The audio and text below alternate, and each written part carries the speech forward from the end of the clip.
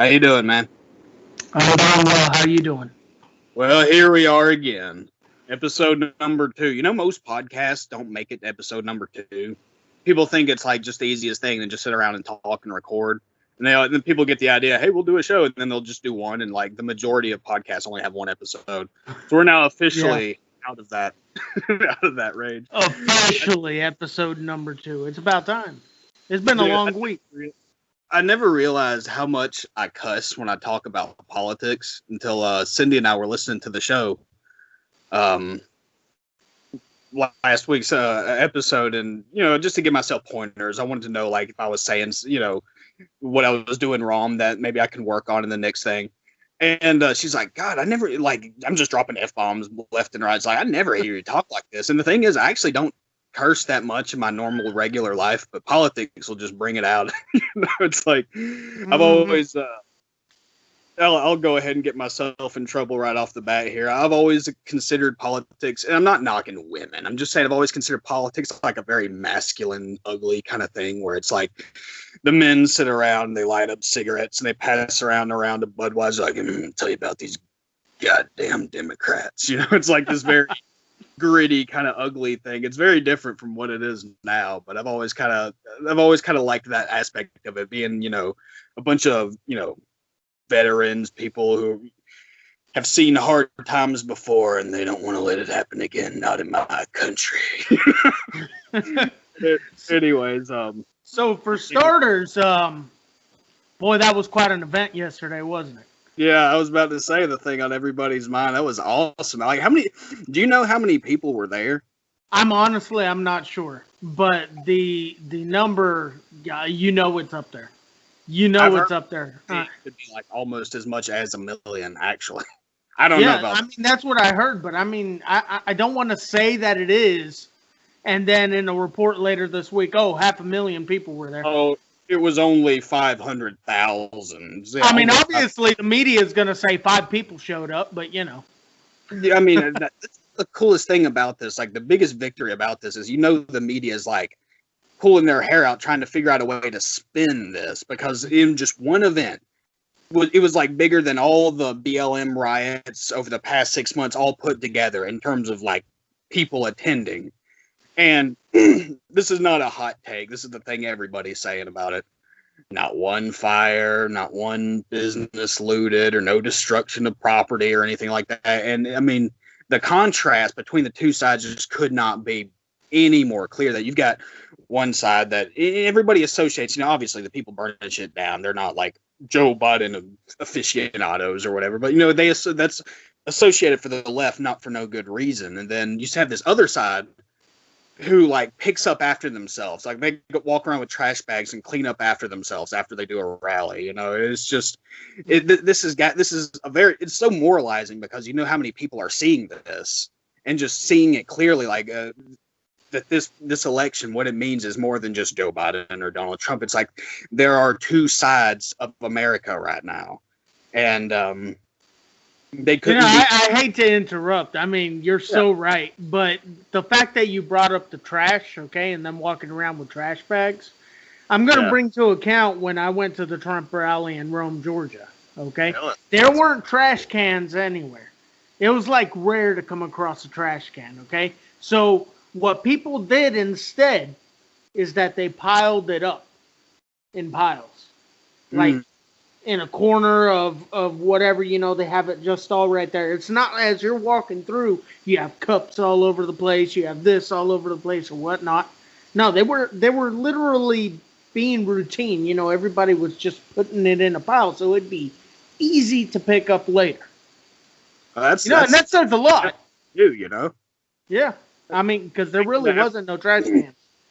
I've actually seen, I guess it was last January when there was that big gun rally in Richmond where they actually walked around with trash bags and cleaned shit up. And then whenever, I think it was Kenosha. Oh, Kyle Rittenhouse. So you remember Kyle Rittenhouse was like cleaning graffiti with a group of people off the buildings in Kenosha. And then there are several of these riots where like the next morning people would get up and they would literally clean up after these people who destroyed everything. And it's just like, you got one side that destroys, you have another side that creates. And the thing, there's a quote that really has been coming to mind a lot over the last 6 months. And it's from the late Sir Roger Scruton. And if you don't know who that is, he was a philosopher, he was a writer, and he was a conservative. He was an English conservative. He wasn't American. And his perspective on conservatism, it wasn't based on free market economics or low taxes. I mean, whatever you think about that, that's a materialistic way of looking at the world. His vision of conservatism, he explained it in a very, very clear way. He said, and I'm paraphrasing, he said, conservatism stems from the understanding that good things are easily destroyed, but they're not easily created. So, like, for example, you can spend months and weeks and years, like, painting a painting or sculpting a sculptor or building a building or whatever, and then someone can just come along with, like anybody can come along with a gas can and a box of matches, and just like that, it's gone. And that's just the way the world we live in operates. It's just a fundamental understanding of how the world works. So when you understand that that's just how things are, you develop this, good people develop this this duty in their hearts to conserve what we have, because it can just be gone like that. And so it's literally the polar opposite of progressivism. It's such a tricky term. They call themselves, we are progressive. You want your country back, but I want my country forward, and they tell you, call it progress, but they don't tell you where it's going. Like, I mean, if I drive my truck off a cliff, that's technically a progression. It's not a good progression. It's a negative progression. Mm-hmm. Because progressives don't think there's a such thing as a negative progression. I mean, that's something I love to tell them. I was like, there's a such thing as a negative progression. Like, just because the future is further along down the calendar doesn't mean it's better. It could be worse. It could be better, sure, but it could also be worse too. So progress is just the name that's been given to the destruction of everything we have. It's like we have one side that, your granddad built you this house, and then he passed it on to your father, and your father kept it nice, and now he's passed it on to you. And now you have a choice. You can either keep it nice so that you can pass it on to your kids, or you can listen to the progressive and say, oh, this house was built in 1942. You got to get with the times. This was built during a time of this and that, and segregation was a thing back then, and gay people didn't have rights back then. So we really just need to move forward. And then, okay, how destroy everything. They tell you it's going to be a utopia, and then what it ends up being is like you're living in a tent city in the burned down husk of what used to be your grandfather's house. Yeah, and, like the Green New Deal that AOC and Biden supports. Yeah. It's really funny watching the old time liberals like Biden and Pelosi kind of wink at things like the Green New Deal and Antifa and things like they don't want to condemn it because they know they need those people for support. It's literally the what's it called? It's projection. It's like they say, oh, Donald Trump, he has to wink and nod to white supremacists because he knows that's his base. But literally, it's the opposite. They have to wink and nod to their radical base, which they won't condemn. They'll say, oh, Antifa, the whole city will get burned down. They'll say, well, Antifa is just an idea. It's like, fucking white supremacy is an idea, isn't it? Technically, it is. Does that? I mean, they don't ever hold us to the same standard, and it's really back to this MAGA rally thing. It's really something seeing how they're trying. I mean, how can they spin this? This thing went off without a hitch. It was just all these people. It was great to see it. It was moralizing. Alex Jones showed up in a tank, as he does, of course. I thought that was funny. Yeah, lots of people gave speeches and stuff, and it just Trump swung by to wave at him and whatnot, and it's just like all they can say is, "Oh, well, they're just a bunch of sore losers." That's like the only thing they can say.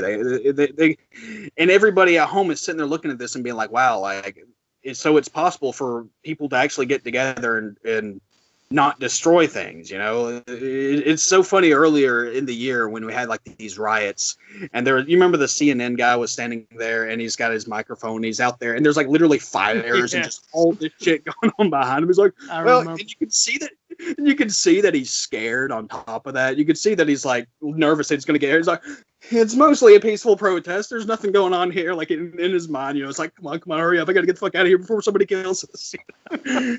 It's just, that's pretty it's really but and I don't think a lot of people are aware of this because not everybody digs into the internet to see what actually went on over there at the MAGA rally. But there was violence. Antifa and BLM did show up. And there was like this one man that he got his head stomped in the ground because being a MAGA supporter and all that. And there was she seemed like a very defined woman.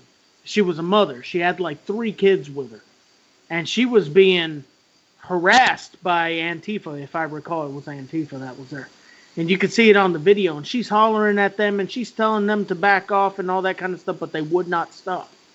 And then this other man with a Gladensdale flag, he was trying to protect her and the kid, and it got into a dispute. He started hitting them with the flagpole, and they knocked him on the ground and her little daughter.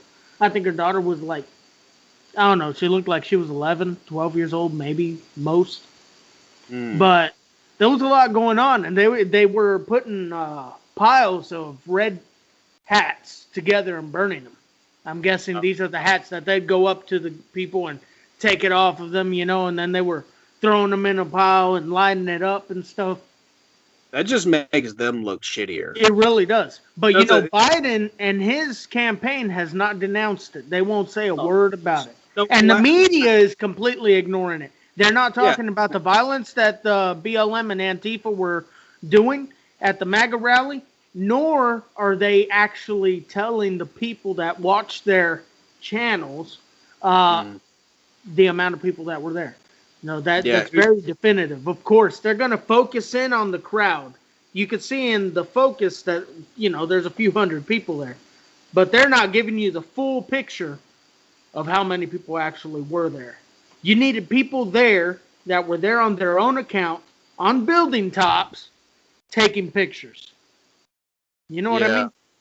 I mean, who's gonna ask Biden to denounce those people? No one will ask them. And the thing is, when I say it went off without a hitch, I mean like what they wanted was non-defensive violence. Like what you got there when you got those cases of violence is that they were attacked and then they defended themselves, and that just makes the other side look shittier because I mean whenever those fights happen, the left usually loses like really badly. And so that just demoralizes their other side even more. But they want like proactive violence. Like they wanted somebody to like run, somebody in a MAGA hat to shoot somebody or something crazy they wanted a group of guys in MAGA hats beating up like a minority gay person or like that's what they want. And they're sitting there. I mean, he's like, please let something like that happen. Please God, let it happen. And then when the only thing that happens is they get attacked by people who are just making themselves look even. I mean, when you have a group of people attacking somebody like a mother with children, that doesn't make their side look good. I mean, that to say the least. That just makes it even more clear who's the good guys and who's the bad guys. I mean, who could look at this and not be able to say who's the good guys and who are the bad guys? Mm-hmm. I know. It's. I mean, I don't know how to put it. I mean, I don't see how people can sit there and support it. Like, I mean, I see it in my place of work, and I see it in other places where they're BLM, or there's this one guy, he's pro-Antifa. I know which guy this is. And I try not to say anything, but I have said something once, and I think that could go somewhere I don't want it to go in my own workplace. But anyway, you see this violence breaking out, and then the media portrays it as there's white supremacy in the streets, that the white supremacists are causing the violence, that the Trump supporters are causing the violence. And they somehow try to spin what is actually going on with the riots and stuff and saying, oh, this is Trump's fault. Oh, this is white people's fault. They don't sit there and actually give you the facts. And, it's sad because a lot of our society is brainwashed by this. They see it on TV, they listen to what they're saying, and you cannot change their mind. There's no telling how many times I have argued about this. Okay? Especially a topic that I brought up on our first episode. They can sit there and they'll tell you, oh, you people are racist, he's a racist, this, that, and other. And then when you need the facts or you want to put out the facts or something like that, they say you're wrong, even though you have it and they have nothing. You know what I'm saying? They get very defensive, and that's generally when the violence seems to break out because they have nothing to support their claim. And the one thing that people on our side that we have to stop doing, and I know you and I don't do this, but I see it a lot coming from conservatives. Whenever somebody says, "Oh, you guys are racist, you're this and that," it's very, you see it all the time that conservatives love to go on the defense, and they'll be like, "Oh no, we're not racist. See, look at this black guy in a Trump hat. He's my best friend." See, it's like, oh yeah, I've heard that one. They respond to that as like, "Oh well, he's just an Uncle Tom. He's a self-hating. He's a black white supremacist." Like, they'll say that, and the reason why you lose when you do that is because you're going on defense. You know, you're saying, "Oh no, I'm not this. See, look, let me prove myself." It's like, why do we have to prove ourselves? I'll say somebody calls me that, say, "Okay, fuck you, prove it, asshole." Make him tell you. Like, somebody calls me a white supremacist, okay, fucking prove it. Yeah, that's what I do. That's what I do. Yeah, or tell them. Another thing that I love to say is that a lot of times they call you a white supremacist, like if they see a group of white guys in MAGA hats, and they're like, "Oh, no diversity. These must be white, blah blah blah blah." And it's just like, dude, if you see a group of white people and that pisses you off, maybe you're the one that has hate in your heart. You know, like if I looked and saw. Sorry, I went jogging earlier, and it's like kind of cool. Now I got a frog in my throat. Anyways, you know, if I see any group or an entire group of Asians walk by, I'm not going to be like, "Huh, not one white person." You know, it's like if I did that, it would be like I'd have a problem with Asians. You know what I'm saying? Yeah. Put them on the defense. That's the thing. That was the thing I was getting at in the last episode, and I did get some feedback, and it was overwhelmingly positive. I did get a little bit of feedback, a little mild criticism where they were saying like, "I don't know why you had to go so hard on, you know, conservatives who are embracing minorities and things." I'm like, yeah, my point is that conservatives used to be the people who were just like, "Look, we're all Americans. There's one flag that unites all of us. We have to be brought together." And then once again, conservative bringing people together to unite, to build something, whereas progressivism divide us all into these little fragments so that we're all broken apart, you know. And so it's, once again, it's building and then it's destroying. And I mean, we've got to start building again and not being on the defense, not letting the left control the conversation, because when they say, "Oh well, what black, gay, whatever, blah blah blah, that's the highest virtue. That's what it means to be good, is to be this and that." Don't let them control the conversation. Instead of saying, "Well, yeah, we conservatives," you know, like I heard Steve Bannon say. He was responding to Black Lives Matter people saying that it's time for white people to sit down and shut up. And he responded to that on his show, The War Room, which I think it's not the real War Room. The real War Room is on InfoWars. But anyways, his show, he responded to that by saying, "Well, you know, I'm okay with that. We have lots of black conservatives and Hispanic conservatives. They can speak for us." I'm just like, you're just going to give that to them? Like, fuck that shit. It would be like, you know, fuck you. I've got the First Amendment of the Constitution of this United States. I can say whatever the hell I want to say. You can't fucking tell me I'm not to, especially not because of some immutable characteristic of mine that I can't even control. And I'm just tired I hate seeing conservatives lose. And whenever you go on the defense, you lose. Roger Stone, one of his rules in his book, Stone's Rules, you don't win on defense. You win, you know, defense, all you're doing is you're just trying to do damage control. And now that things are really getting shaken up in the political realm, it's more important now than ever that we go on the offense politically, of course. Oh, yeah, absolutely. You know, it's trying times, and a lot of people feel like they're alone. I think that's how it happens, honestly. When you have the conservatives coming out saying stuff like that, it's because on the spot, they feel cornered. Mm-hmm. You get what I'm saying? They have that mentality right now that they feel cornered. And honestly, and you can't blame them. You can't blame them because right now it feels like the world is against us, and technically it is. You know, Yeah, especially the country. Every little move that we make is being watched. It's being questioned. It's, they want to do something about it. Just like AOC wanting to make a list of all of us Trump supporters. yeah. They call us Nazis. They call anybody that supports Trump Nazis. I don't know, but that sounded a lot like Nazism to me. It's very Stalin-esque. Stalin-esque. That's even better. But the thing that it's funny how, like, in one hand you'll hear Joe Biden talk about, I'm going to speak for all Americans and we're going to bring everyone together. And then in the next breath, it's like, all right, we're going to put you all the Trump supporters on a list now. Like, we're literally making a list. And there are websites out there doing that. That are putting people on, like, because they see this as such a victory. They see it as such a victory that they think that now's their time to completely wipe us out of power, completely take all power away from us. And once we're completely powerless and defenseless, then they're just going to run roughshod over us. And everything is against us. The media. One thing at one point I was meaning to make earlier when you were talking about how the media was trying to spin the MAGA rally. I saw an article saying like 10 people arrested and trying to make it out to be like the MAGA rally was violent, not really specifying who did the violence. You know who? Can you guess which publication I'm referring to? I mean, I know everybody, but the one that I saw was Fox News. It was Fox. Yeah, I saw Fox News. I mean, of course, that was another thing I saw at the rally was I saw there was a chant of people saying "fuck Fox News," like just like they used to say. Yeah, they did.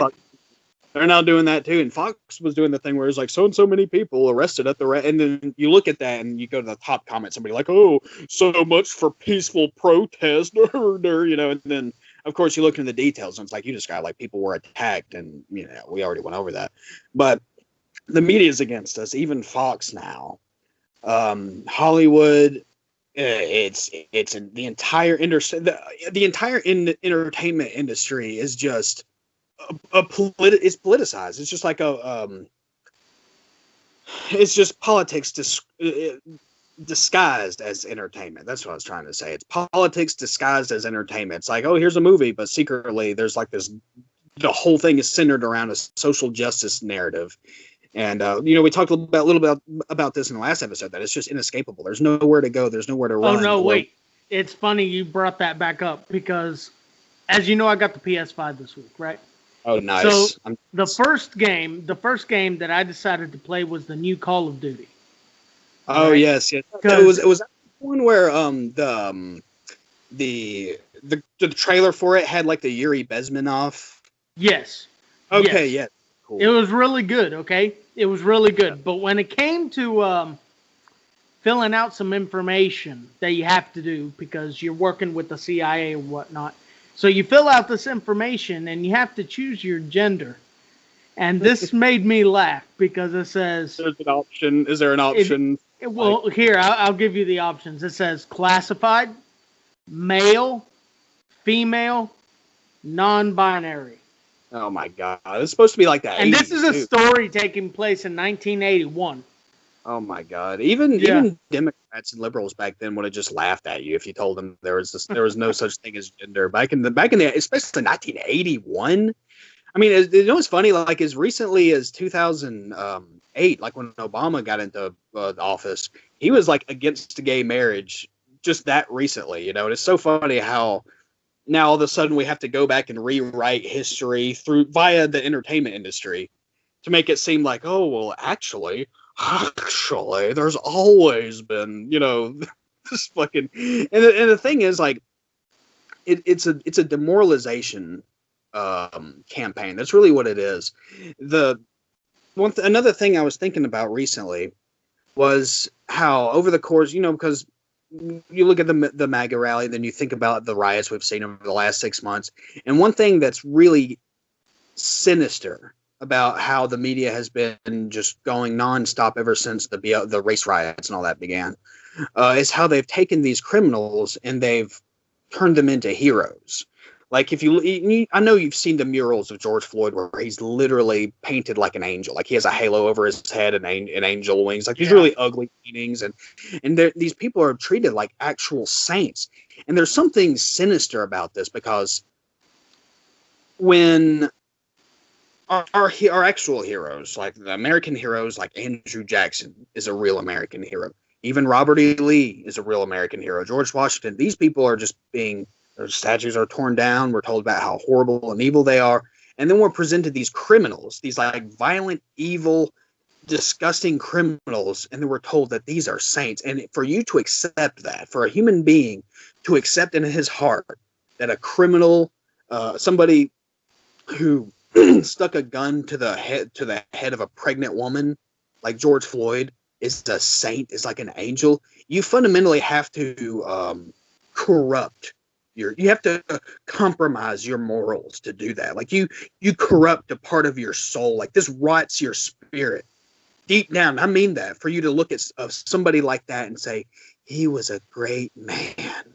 You know, for you to say that you have to corrupt your own moral, your own values and whatnot for you to do something like that. And it's absolutely a sick thing in the media.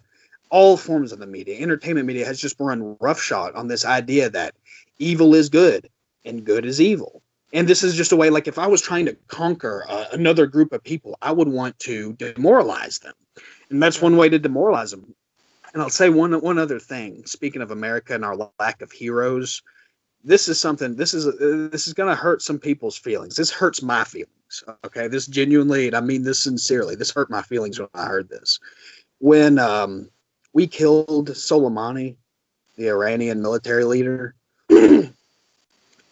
Whatever, we don't have to get into that. That's a whole aside. But when that happened, some of the Iranian leaders, I can't remember who, one of the mullahs, I think, was asked about, well, are we going to kill any American heroes? Like, they just killed one of our heroes. Are we going to kill any American heroes? In response, he says, American heroes? America doesn't have any heroes. Who are we going to kill? Spider-Man? SpongeBob? He actually said that. And I'll tell you something, that stung a little, because it's true. Like we have, when you think about it, yeah. I mean, we have heroes of the past who are being like, their graves are pretty much. We're like one step away from them digging up the grave of George Washington and burning it, like literally. But who do we have as heroes now? Who are our heroes? And that's why so many people have found so much love for somebody like Donald Trump, because everybody has to admit he's a flawed man. They say, okay, he's got this, this dirty past and this and that, and he's rough around the edges or whatever. But people have fallen absolutely in love with him because he's one guy who everything, and if it's not more clear than it's ever been before, everything in the world is against this guy. I mean, he's losing friends I think of an analogy, like he's losing friends left and right as we speak, as all this is going out. And then you look and you see that all of these people come out and say, we love you, Donald Trump. And this really represents that deep down, we still have a sense of ourselves as a people.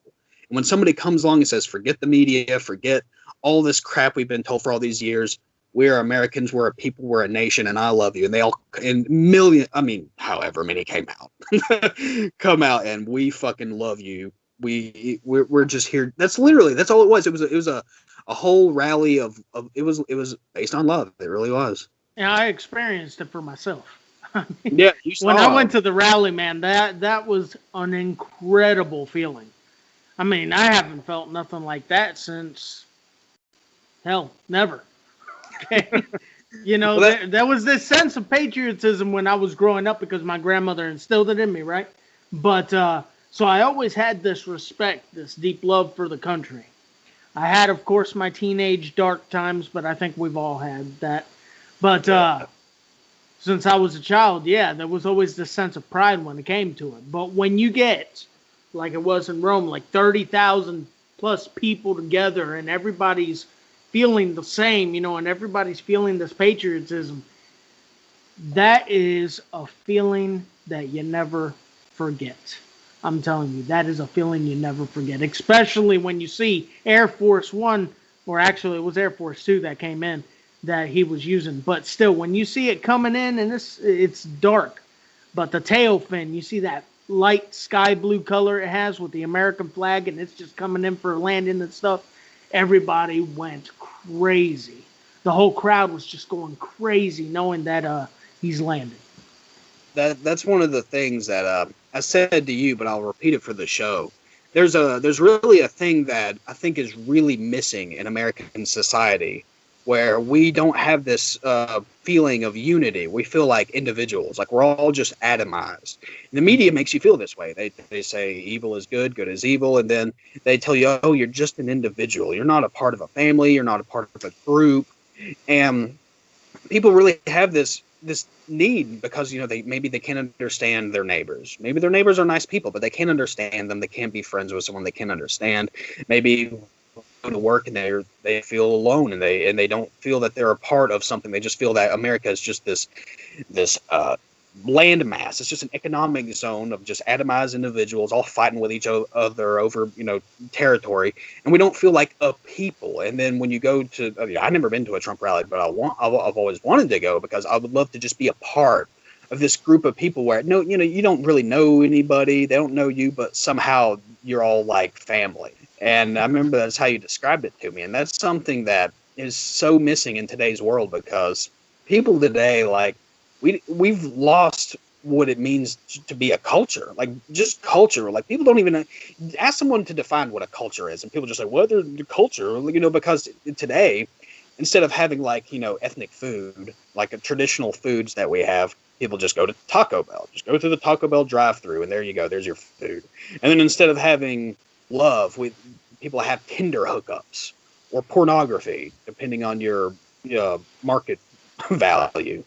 And then people, instead of having families, it's like we're like the Impossible Burger of culture.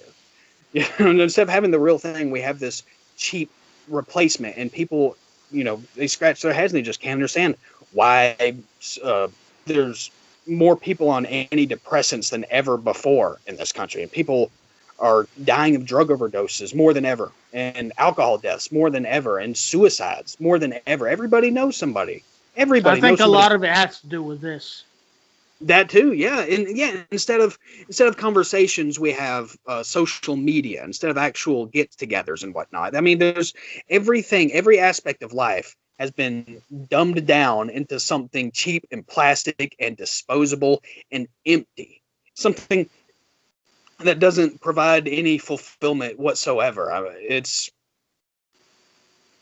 Everything's become ugly, and people don't feel like, what does it mean to be an American? Oh, well, anyone can be an American. Look at this part. That's the thing. Ilhan Omar likes to say. She'll, this woman from Somalia who has no loyalty to this country whatsoever. She'll post on Twitter a picture of herself and Rashida Tlaib saying, "This is what America looks like." And it's like, well, if anyone can be an American, then being American is just meaningless. And that's the point. Mm-hmm. That's the point, is to make being American meaningless. And I'm not saying that somebody from Somalia or Palestine or wherever can't be an American, but there requires assimilation. There requires, we have to be a family, just in the same sense that your actual family, you're united by your blood. In America, we should be united by our commonalities, things that bring us together.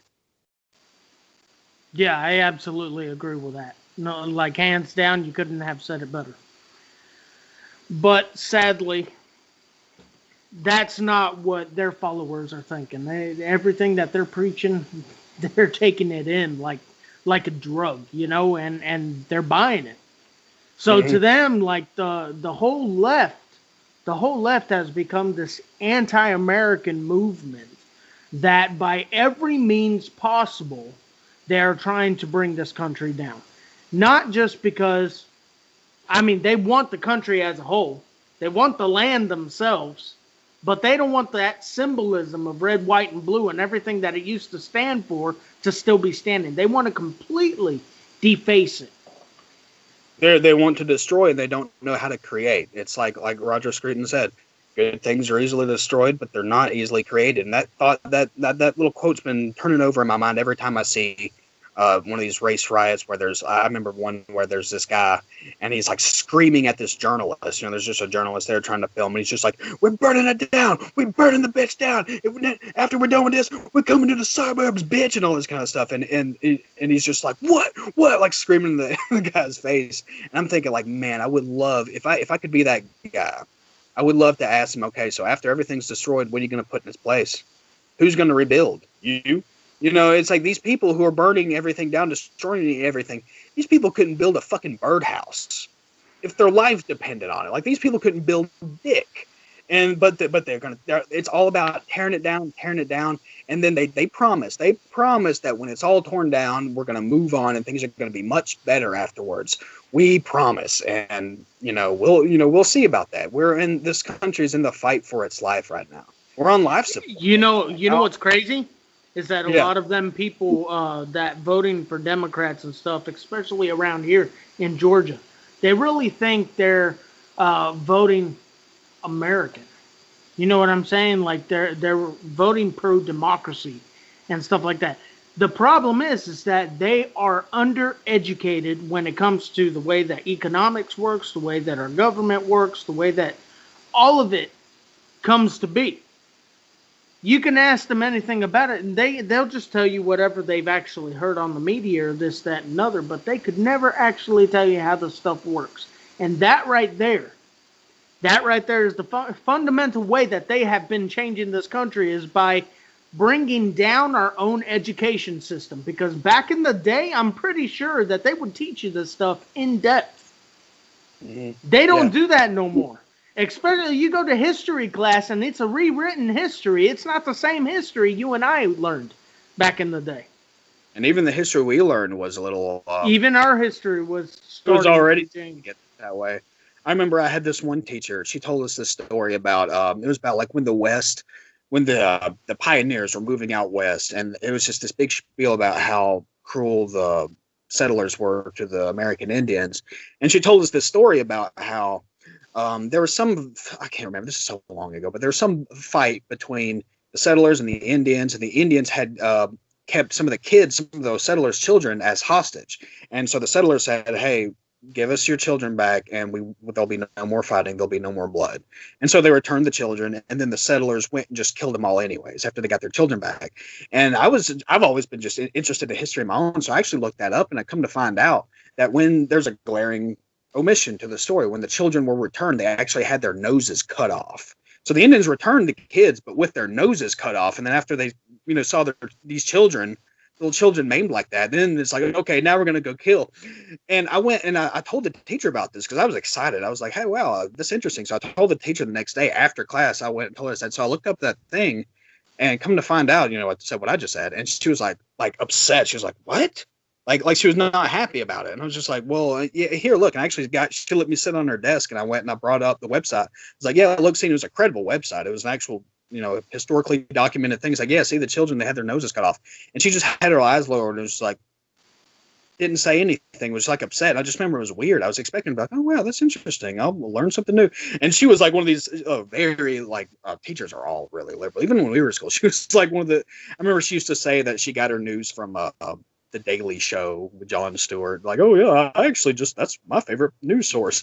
Used to tell that to us and stuff. And I just remember being like, why would you be upset by that? Like, obviously there's some narrative. But anyways, schools, I grew up in a really conservative area. And even then our schools were really, really very, and to this day are very, very liberal. And the local library, the children's library here is, oh dude, if you go to the children's library section of the local library here, there's like books on how there's like this book, The ABCs of AOC, and all these books about like Nelson Mandela with his communist fist up, and they're all together, like all like on display to where you see it, and all this stuff about how nation of immigrants, America is this, and blah blah blah. It's like Obama, the greatest person ever, and nothing from the other side, of course. And it's just like they're coming for children.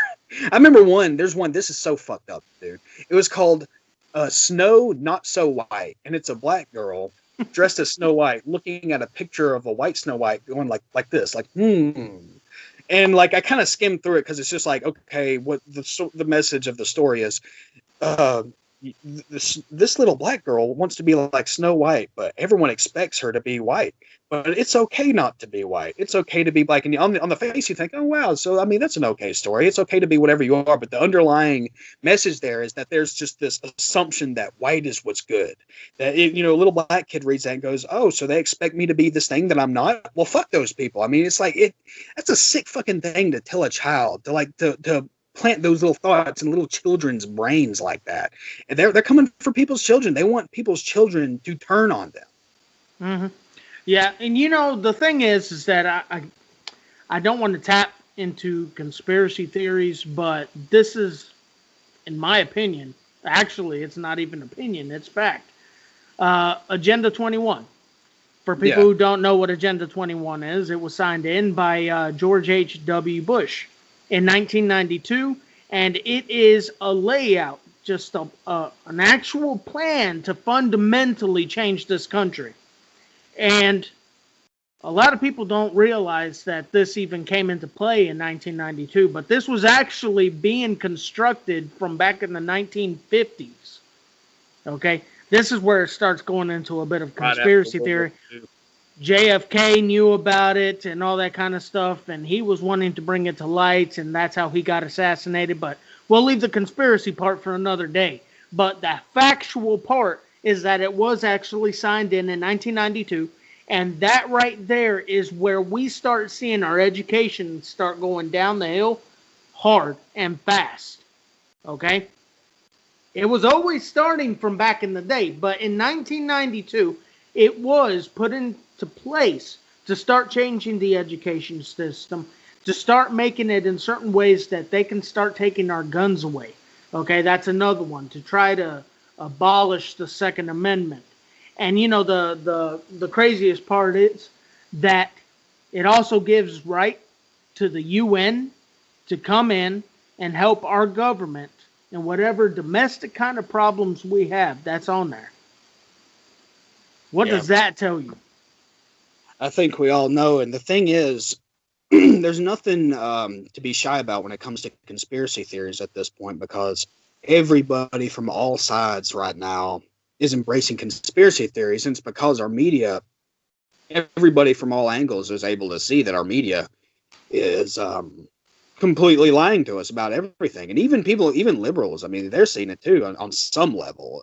They have a very different way of looking at it. But when you have a media that's lying to you and you can sense that you're being misled, then you start looking elsewhere, and then people start going down all these conspiracy theories. And the thing is, everybody, like the same people who will sit there and laugh at you for like, oh, so you think that there's like voter fraud? Like those same people thought that Russia hacked our last election. Yeah, it's just I know it. Nobody has any room to criticize anybody for being into conspiracy theories at this point. Everybody's a conspiracy theorist, and can you blame people? Like I said, in the last episode, you really can't, because you can't trust the media. Yeah, and you shouldn't have to. You shouldn't be expected to solve a political Rubik's cube to know what's going on.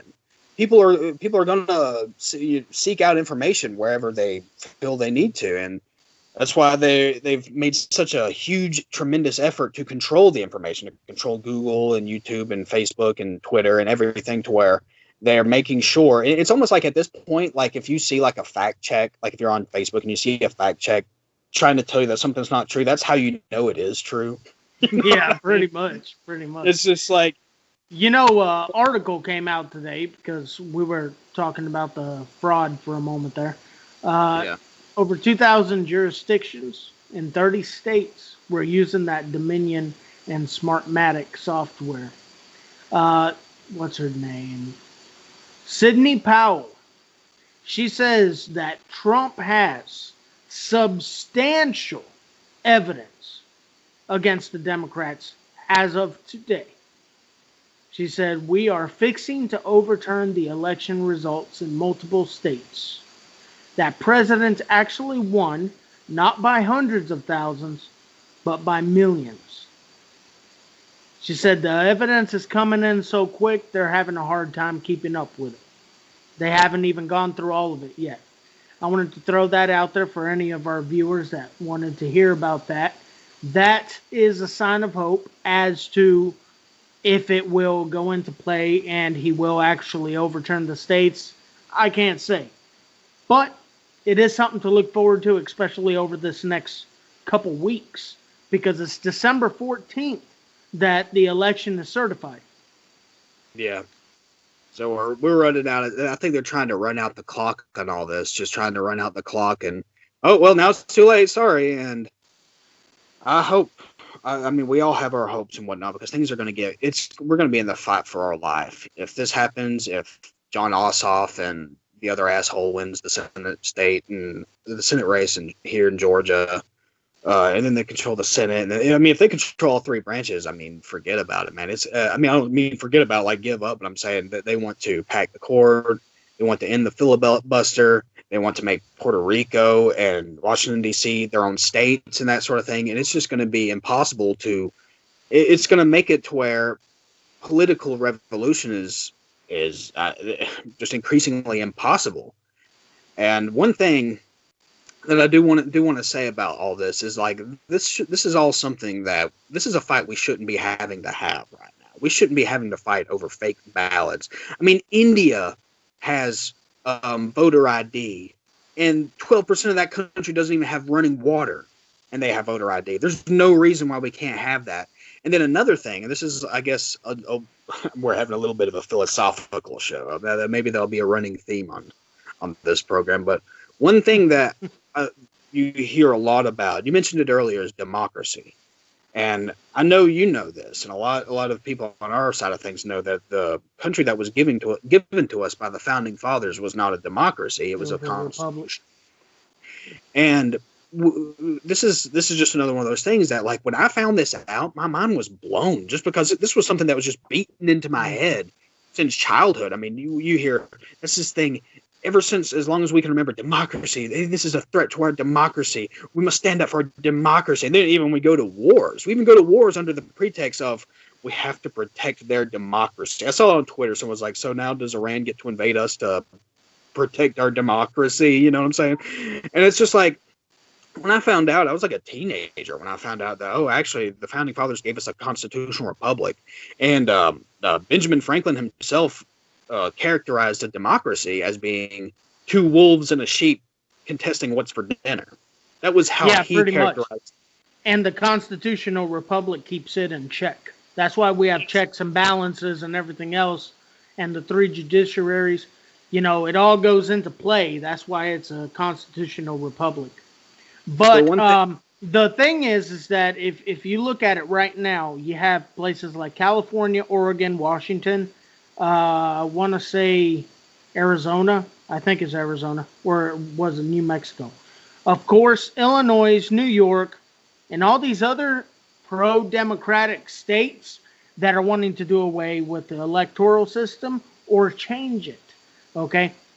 If they do away with the electoral system, if they do away with it, we're no longer a constitutional republic. It's a democracy. Effectively, we already are in a way, because what I was going to get at, like philosophically, I guess you could think of it that way, is this idea that everybody's vote should count, like somebody's vote should be just as equal to everybody else. Like this, it boils down to this equality that we're always told is just the highest virtue for some reason. Why is it? And this is something that I've kind of always thought. Why is it that like some illiterate asshole who never read a book in his life and couldn't tell you the three branches of government, doesn't know who George Washington was, lays around, doesn't have a job, and smokes weed all day? Why is that person's vote equal to mine? I couldn't agree more on that. And the thing is, not agree more. Yeah, this is not something that we're going to be able to change anytime soon, but it's something worth thinking about. Is that in a democracy, all you really need to control a country is to control the media. Because the media tells you what to care about, what not to care about, what's good, what's bad, what your value should be. And as long as the media is controlling the conversation, you'll always get whoever you want in, because the amount of people who are capable of thinking for themselves are always outnumbered by people who just go along with what they're told. And I'm not even knocking people who go along with what they're told. That's just the way people are naturally. Most people, they agree with what their parents tell them or whatever, their friends or whatever.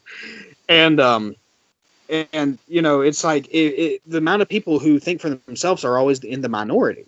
So if everybody all has equal, they all have equal voting power, they all have equal leverage over political outcome, then all you got to do is just convince more than half of them of whatever, and that's all. The media can do that any day, and that's why Trump's presidency has been so such a impactful thing, because Donald Trump, one of the greatest things about him is that he discredited the media. Now people don't trust the media. Now they're in panic mode. They're like, oh shit, well, we better get a hold of this Twitter thing and this Google thing and this YouTube thing and the Facebook thing, and they're either doing everything they can to keep control of the narrative, because if everybody, they want to make it to where just eventually, if this goes on, eventually you can vote by text. That'll be the future. That'll be real democracy.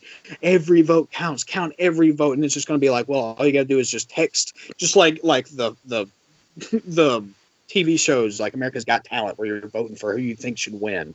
You just text blah blah blah to whatever, and then that'll be real democracy. If this continues, that'll be what a democracy is. And then the majority of people who are cheap, they're going to they're going to have the voting power, and they're going to be controlled by the media, who tells them who to vote for. And so we it's funny, we don't have like state-run media. We almost have like a media-run state in that sense.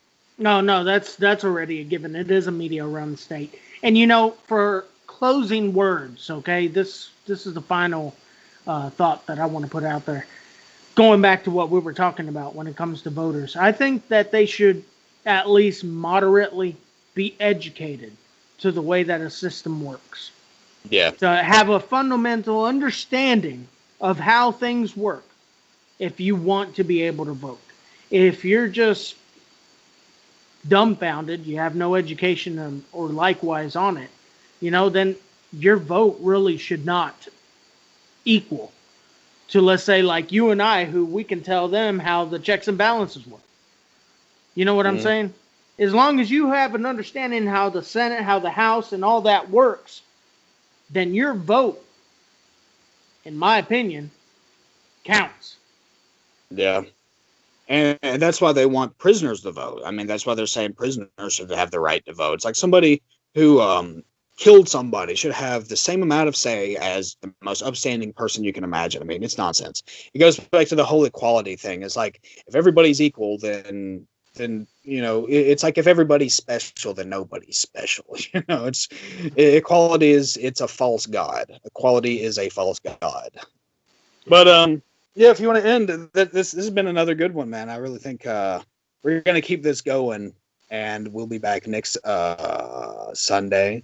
I guess the podcast will be available like Sunday night, Monday morning, or whatever, and it'll be available tonight. I'll have it up in no time. Yeah, the video will be on YouTube tonight. The podcast will be a little bit after that, because I like to add in the little intros and the outros, and clean up the audio a little bit. We will eventually work towards, if this continues, and I really hope it does. I hope we get a growing audience, people who like this kind of content. I want to eventually get like really good equipment, and I see you've got the good equipment. I got to work on it on my end. But eventually we'll build, and hopefully we won't invest our life savings in it right before getting banned from everything. Hopefully this will go smoothly. And thank you all for listening. Right. We love you, and we'll see you next. Thank you for watching. See you next Sunday. Peace, man. Peace.